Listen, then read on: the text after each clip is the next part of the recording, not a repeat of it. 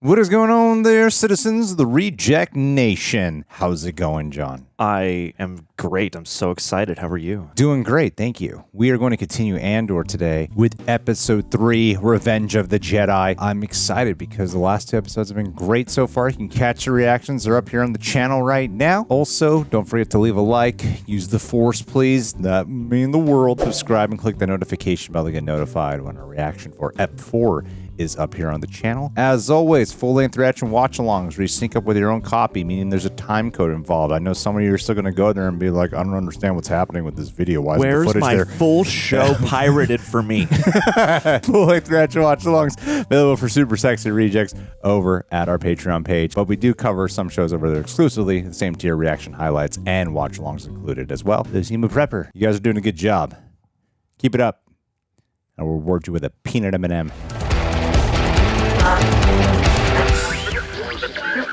Kennari. Abandoned after Imperial mining disaster. Everyone died. What was the Empire mining? Kyber crystals or something? The Force? We're mining the Force. Those precious Force veins deep in the earth.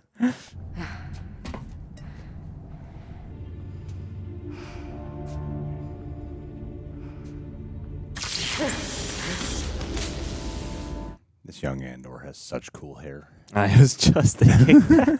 Always perfectly in his face.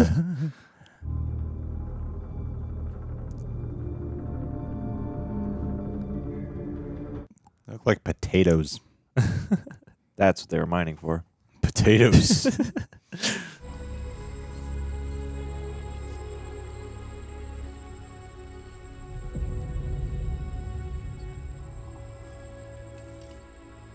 You never seen your reflection before? Maybe not in like a actual like glass. Yeah. Or could just be he felt like a failure. 3 more enforcement put out a bulletin last night for someone meeting Cassian's description. I was seeing it. Has it been identified? I don't think many people know. He killed these men on Morlana. You guys are talking loudly. You trusted? He'll be there. I suspect he's a big part of the rebellion.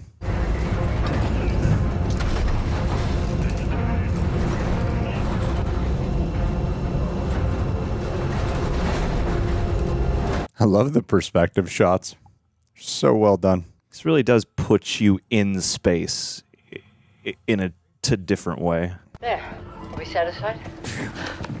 Let's get that console unit. Maybe we should quit while we're ahead. Are you listening? It's safe. Whatever it was, it's burnt off. Just get your mask off.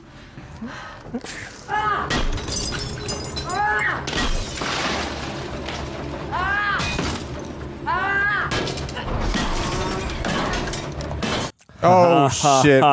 Well done. Yeah, I was like, damn, she's a badass, I guess. Get me the drowser. No, Maarva, no. Shut up, Clem. He's got people here. Yeah, people who've just killed a Republic officer. It'll be open season here the moment that frigate lands. Oh. You better think about this. Plenty of time for that. I'm not leaving him here to die. Oh, I like where the mirroring of this is going. When he meets with Skarsgård, it's like the destiny of it all. This is so freaking cool the way they're doing this. Some of the best too, like forward and backward and time jumping I've seen in a while. We have a warrant for Cassian Andor. Check the shelves! He might be there. He might be under these trinkets. Where's Cassian, droid? Maarva! Pull his power supply. No! Don't let them scare you, B. They can't do that. They're in Shut her up! We're corporate. We can do what we want. B, are you back yet? Ah! Oh. I want you to tell Maarva that I'm sorry. You know how cool she gets. East, northeast. Got it. Leave one man here. B, are you reading me? Stay here. Are you hearing me? Keep an eye on them. Oh, damn. We're going to have our first big shootout. You made it. Are we alone? I am. The moment I plug it in, the value drops. So you could be scamming me. You know where I live. So I could come back if I were dissatisfied. Has Bix ever burned you before? You're planning on sticking around, are you? You have no idea, dude. Someone ratted him out. What? What do you mean? I need to go find him. No, Bix, no. Someone has to. Could be anywhere. Tell her. Don't. He can take care of himself. Who? No. Oh, it's good attention to detail. Did I ever tell you that Cassian was born in Kennari? I don't remember. Oh. What is going on? I can't believe you knew that. Oh. What did you do? Tim! God damn it, Tim. One job, Tim. I went in and got this myself. How? How's that possible? It was sealed on the Imperial Naval Base in Steergard. Look, you got the money, I got the box. What else is there to talk about? I'll give you another 1,000 credits to tell me how you got it. Yeah, he's definitely. How? Putting together a team. You just walk in like you belong. Takes more than that, doesn't it? What, to steal from the Empire? What do you need? A uniform, some dirty hands, and an Imperial toolkit. They're so proud of themselves. They don't even care. You don't want to get caught with it. Oh, they'd hang me, wouldn't they? Take me up Bricks Road and hang me in the square. Wouldn't be the first time, would it? Isn't that where they hung your father?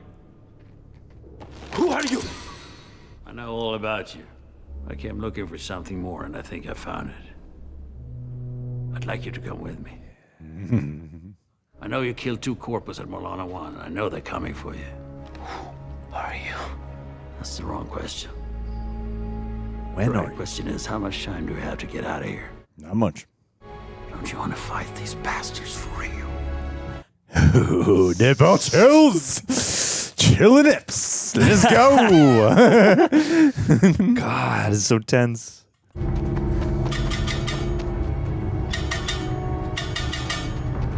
So cool. Look at the community here. Damn.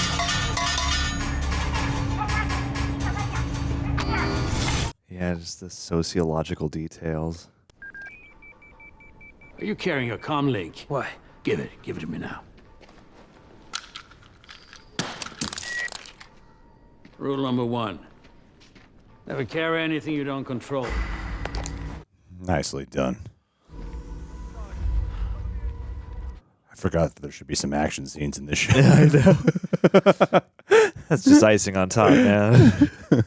These scenes are action enough. You just need a speeder. What's the best option? West, into town. Where does that go?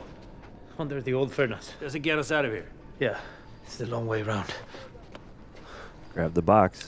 Oh, there they are. What is that? I put slap charges on the doors. What? When? Rule number 2. Build your exit on your way in. Brace yourself. What a G. Whoa. Damn. What is happening? Hell of a security system. Should be like some contraption with chain choreography we're gonna get. We left the box! No! Yes.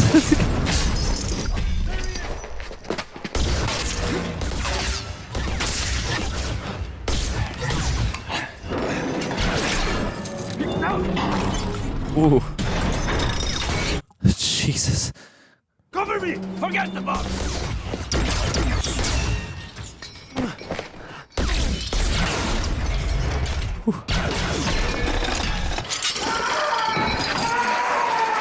Whoa! This is a very complicated video game level. A lot of dodging. A lot of ducking.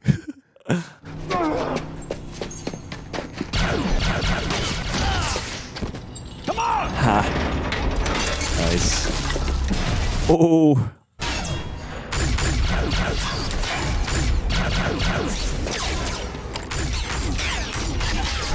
Look out! Nice.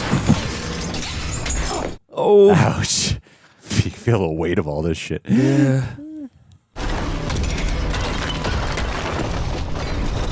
Wow.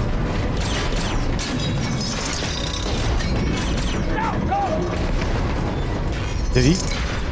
Oh my god. Wait! The box! The box is just sitting back there. I thought you were smart. What if it's just one guy left? That wouldn't come here with only 4 men. Yeah, that guy. We're on North Stairs Lane. North Stairs Lane. Oh, damn. Bix! What have you done to us? You stop right there. She's bleeding! I'm telling you to stop. Nothing separate. Oh. Her deadness! Way to go, Tim. Nothing separate. What's going on up there? I need eyes in the air now. Tim. Air support en route. Oh, they just leave her there? Yeah. They've brought the building down. They've got explosives. Hey, hold on. What do you mean they? There's 2 of them. 2 humans, heavily armed, heading your way. Heavily armed. Take positions. Pick them off when they come through. Rifle! Let's go! Left flank, right flank! Hang in there, Syril.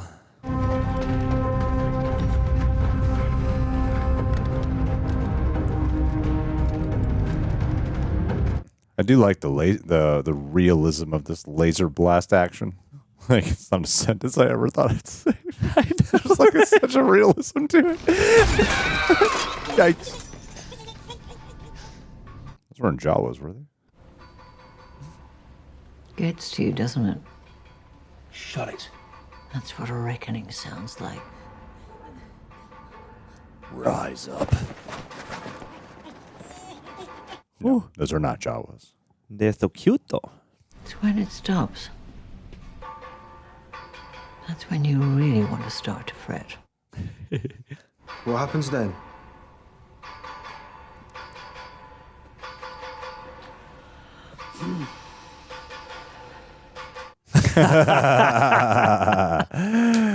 Oh, man. You mess with the wrong city. Such a boss.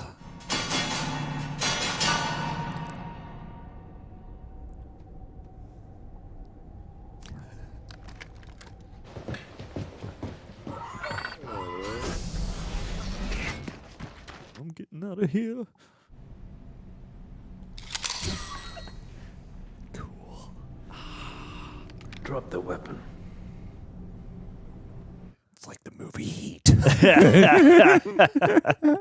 Waited all this time for them to finally meet. How many are you? You just learned it.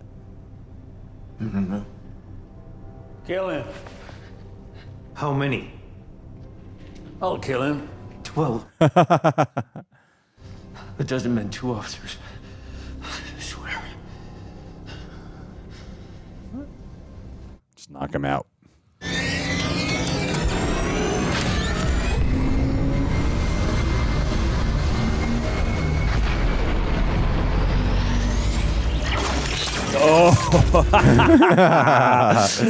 Reckoning. Yes. You will be weighed down by scrap metal. Oh, yes. Oh, God, no. Again, great handling of perspective. Damn.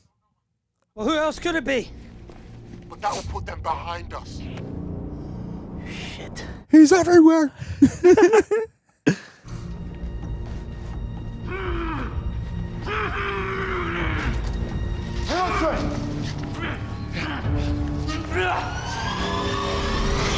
That's them, they're getting away! Huh?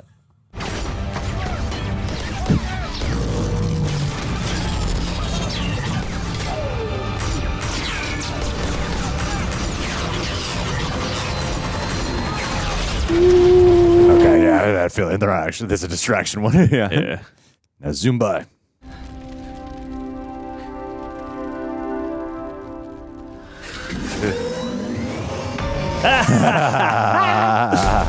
Whoa! No! Don't keep coming! Don't keep coming! You have to take notice. He didn't kill you, man. Yeah. But you know how corporate is. Bottom line. This is Delta 1. Meeting Casamakova. Nova, this is Delta 1. You got more than you bargained for today.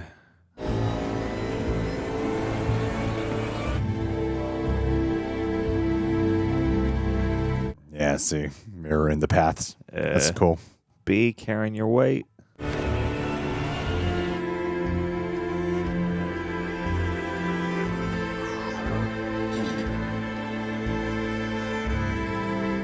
Oh, that's heartbreaking. Oh, she's just there, like, look at his body the whole time. There's so much, like, trauma infliction in this show. The most heavy, harsh place to live. It's heavy. It's a heavy, man. Ugh. We need to get out of here. Son, we need to get out of here. Nice.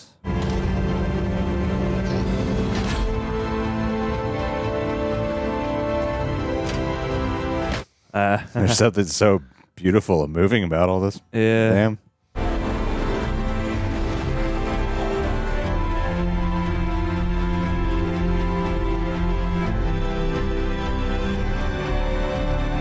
Ha ha.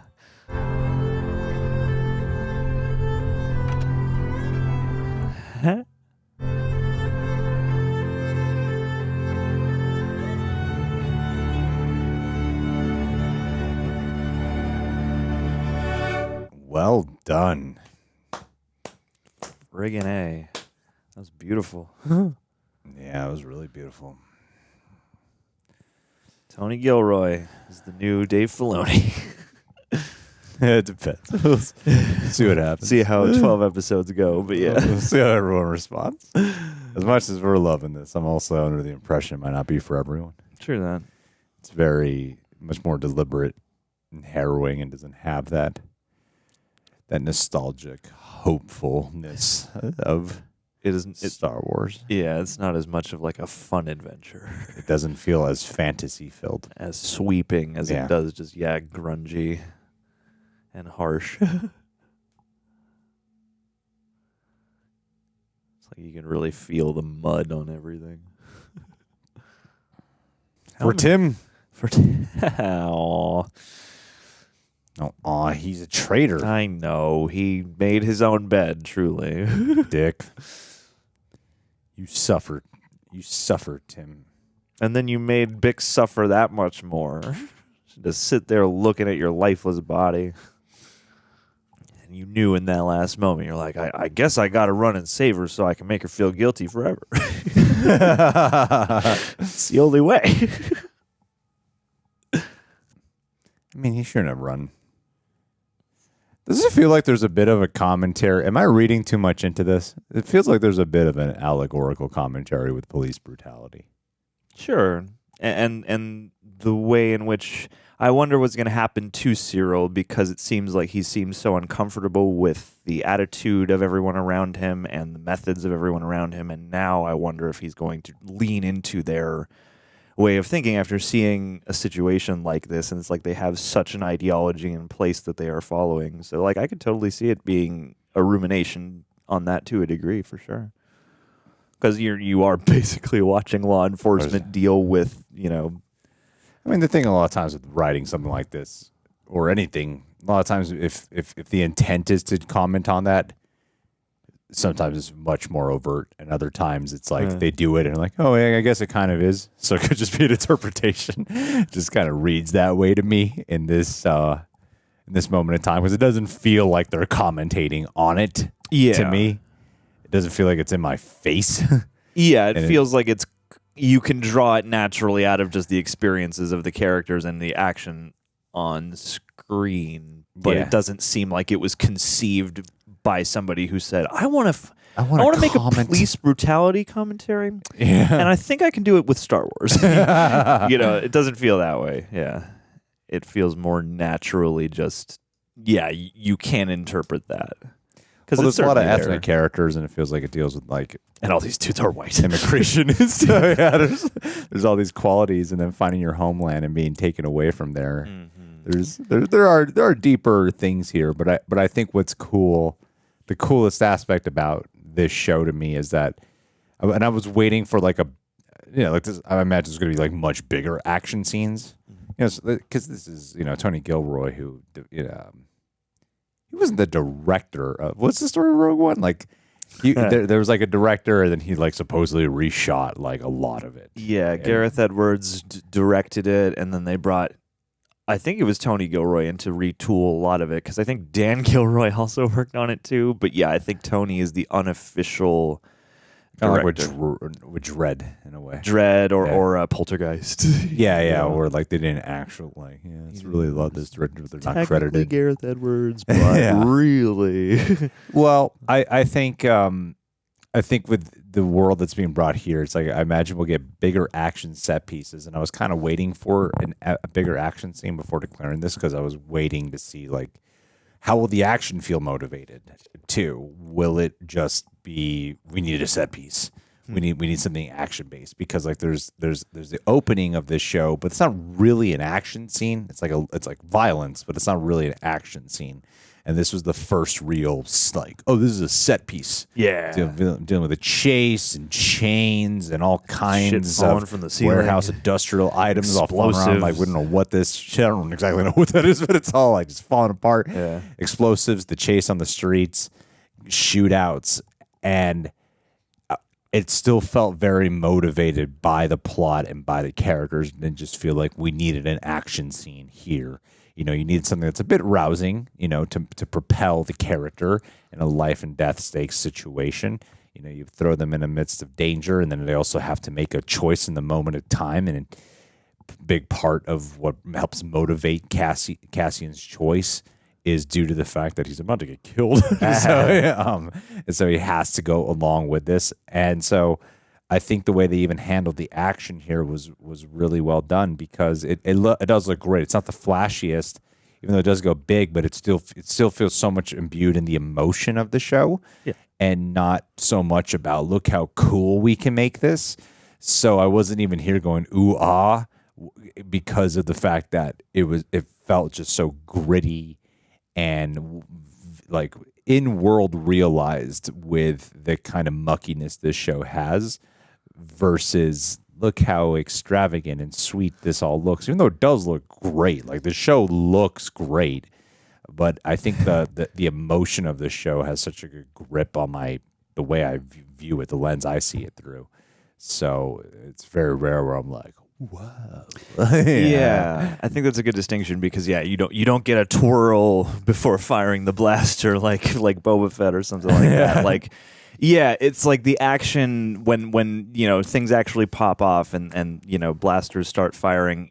I like that for everything they mostly just lean into the intensity. It's like it is cool, but not it's not taking a break to come up with the neatest shot in order to create a splash page of some kind. Like it's really invested in keeping the momentum and the intensity and the sort of I don't know, there's like a dread that comes out of the suspicion of everything, because you have this really tense first meeting with Luthen and Andor, and them feeling each other out, and it's already building, it's the geography is good. It's like the other team is closing in, at least the backup team, and they're getting to feel each other out, and they've got guns aimed at each other already, and then this all goes down, and it feels appropriately like a mess, but also like a thrilling action set piece as well. I thought the whole choice to use the chains and these big huge whatever you call those, the big spindles that they're on,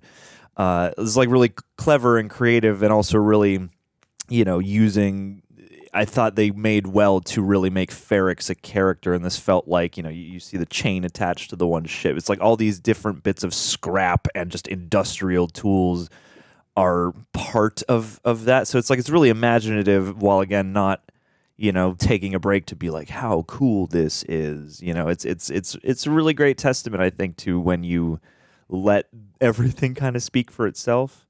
Because like there's something about it where you said partway through, like, oh yeah, there's going to be action. And it's like they do manage to wring that sort of like, oh, I didn't even, no shots have been fired yet, and yet I'm on the edge of my seat and I'm like nervous. I don't exactly know what's going to happen. And I think that uncertainty too makes up for, the leaning less on, making it look sleek. Yeah, because this show's it's a pretty bleak show. It is, and it thrusts you into the which is like a lot of the emotions of our characters here, because it's a bleak world that these humans live in, and it's about the little rays of hope. Yeah. Ray, hope. Oh! You said Star Wars shit. Star Wars. CGI de-aged Leia. Yeah. At the very end, you do see that as desolate and desperate of a situation this is, that even though, Andor is the one being hunted, they are a community working together. Yeah, I love that. At that moment. And I love the way they handled the flashback of how... what's her name? Maarva. Yeah. Of with Maarva and then young Cassian, and how, she ended up taking him under her wing and raising him, like the situation that led to that, and how, it was his first time with space travel, leaving his home behind. And then as an adult, now experiencing that again, leaving his home behind. And you really see that with the way the community was, that is his home. As much as his identity has changed and it's not the planet he's from, this is where his friends and family are. So that betrayal of Tim even hits a little harder, because you're like, come on, man, look at us. We all work together. Yeah, we gotta have each other. Freaking white people. Friggin' petty. That's petty, my dude. Yeah. Scottish people are not looking good on this show. No, they are not. You got Tim, and you got the other guy, the gung-ho dude. Yeah, so... I loved how they handled that, because again, they the way they've handled the journey that Diego Luna's Andor is going on is one of lack of purpose, and now he's finding purpose. Makes me wish I hadn't seen Rogue One. I know. It's kind of a weird feeling, because you're like, I wish I didn't. I did wish I was like, oh man, because this show breathes so much. Obviously, it's a show. And I think like the way it breathes and its pace and the way I root for Andor versus like I don't really root for Cassian in Rogue One. I'm like, he's nice, he's charming. I like him. But I'm not like emotionally invested in Cassian in that movie. Whereas here, it like it's so attached to him in these last roughly 90 minutes, I'd say, 90 minutes of hanging out with him, that I wish I didn't know where, and I wonder if like by the end it'll make Rogue One feel more rewarding to watch, to see where it all led to in that journey that he went on, because now he's finding a purpose and he's going to be unpacking, because he's just like a survivor. Yeah. And then you got characters like Bix, who you're seeing, because they have that line from Maarva about a reckoning coming. And it's like, oh, you guys done messed up. And then you see Bix, who's just so tortured. Yeah. I wonder how she'll come back in the show. Yeah, that's a great question, because I feel like the next episode will propel us to places unknown for a while, and we might check out for a little bit with everybody on Ferrix. And so I feel like when we see her again, I mean, she's definitely going to be hardened by this, or I mean, yeah, like, it's already such a mess of a situation, and it's already risky what Cassian was asking her to do in the first place. Like, it's like there's, I don't know. I expect a good amount of torture for her soul and psyche, just because, it's like she didn't want to get involved with this in the first place. She already had a plan when, Luthen was going to show up at a later point, but Andor was like, no, we got to do this. And then Tim gets in the way, and it's...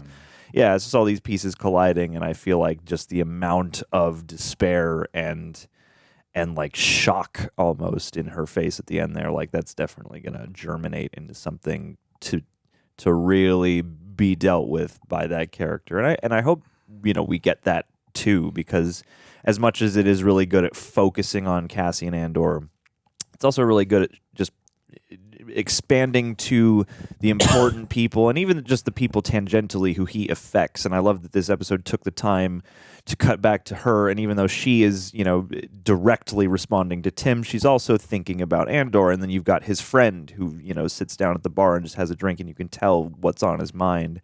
And so, yeah, I think they've drawn a really nice web of all these people who clearly care about this guy who needs to find his place in the world. And I feel like it was a nice... I like the back and forth a lot between him and Luthen, because so much of it is questions and so much of it is like a classic spy or noir scene where it's just constantly like, can I trust you? Can I trust you? But that kind of conclusion that, like, I don't even care about the MacGuffin, the box, whatever. Yeah, we don't give a fuck about the box. I think that's great. Yeah. And I love that we don't actually. I like the choice. Yeah, I like the choice that he goes back and tries to get it, but ultimately, we don't even see it destroyed fully. We just have to leave it behind, and it's you. I need you are more important. The value is you. Yeah, absolutely. And I thought that was a great hook, because that he's going to become this resistance intelligence officer, big instrumental part of bringing down the Death Star. But this is the real first seed of that, the real transition out of the old scavenger life into something more. Well, I think what this show's doing so effective, like that's very, because obviously this Luthen character's very integral to the rise of the rebellion or the earlier stages of the rebellion. And in order to do that, like, you got to really establish the emotional foundation, the core of the why behind to rebel, and it's easy to just go, the Emperor bad, Imperial Army bad, they're bad guys.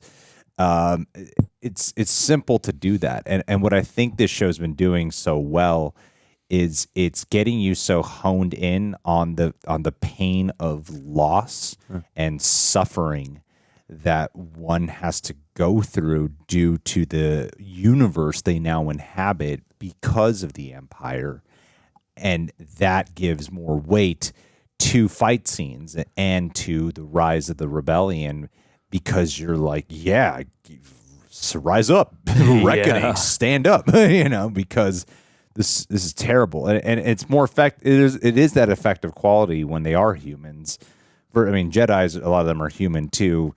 They're Jedi with force powers and laser swords. Midichlorians. So to just have like your regular, because I think that's something that Rogue One I think helps, is that because they all die in Rogue One, it gives it a sense of finality. There's a finite quality to it, and this seems to kind of lean into that too in the feels, because again, it's about the pain of losing. Like you see Maarva at the end, she doesn't even get to say goodbye to Andor. She just has to hear it over the droid in the first part of the episode. And like they didn't have the best last conversation. Yeah, and she in some ways, this is like the Last of Us of the Star Wars.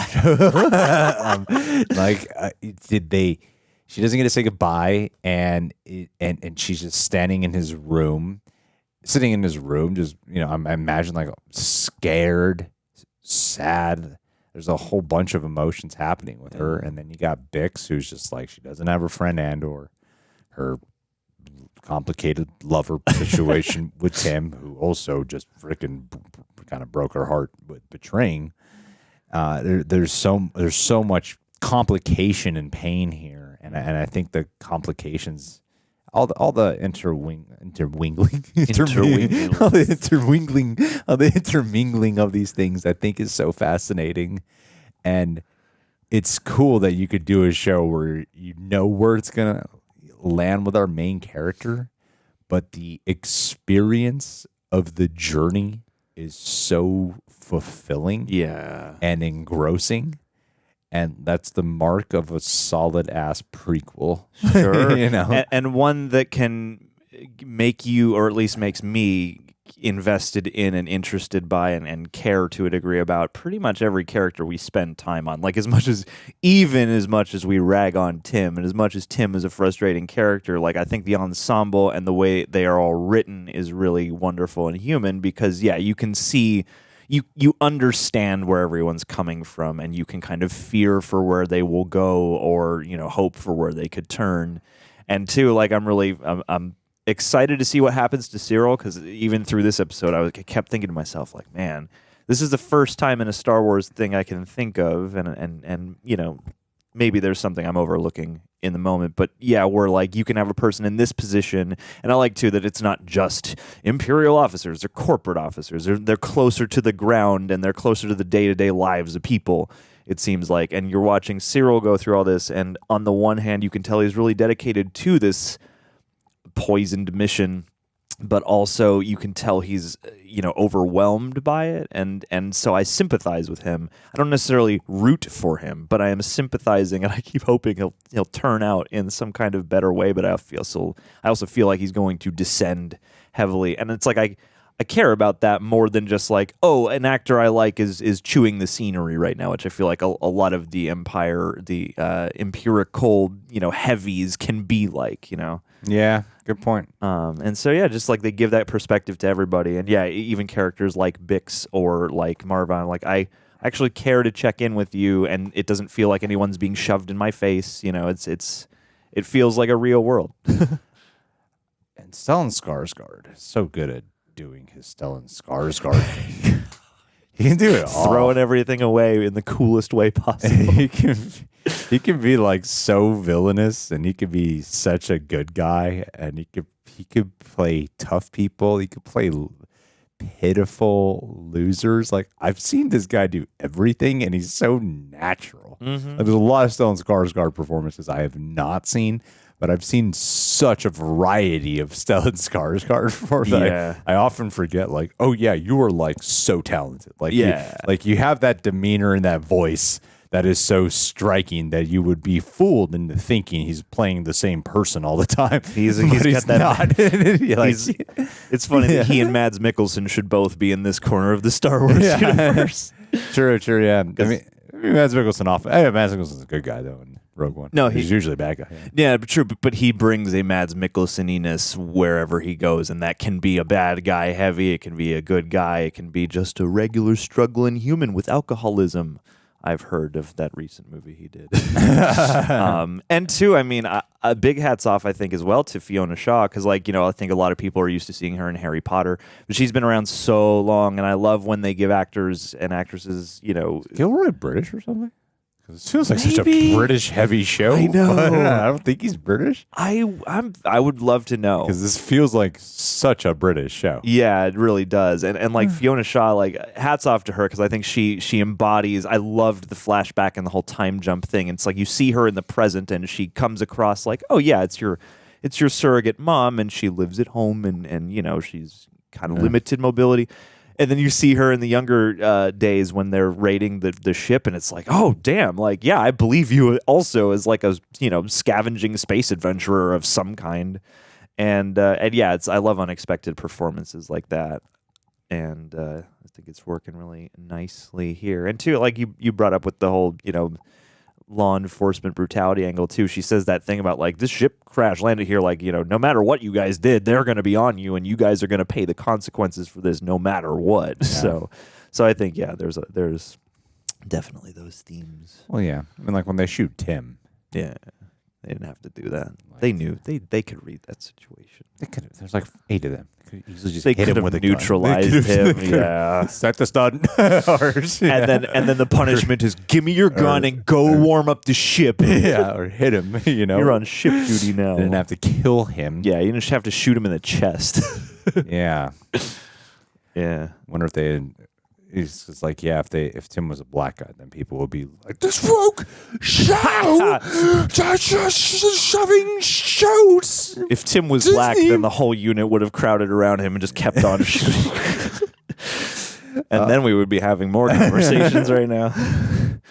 But yeah, no, I think they are doing really nicely to give.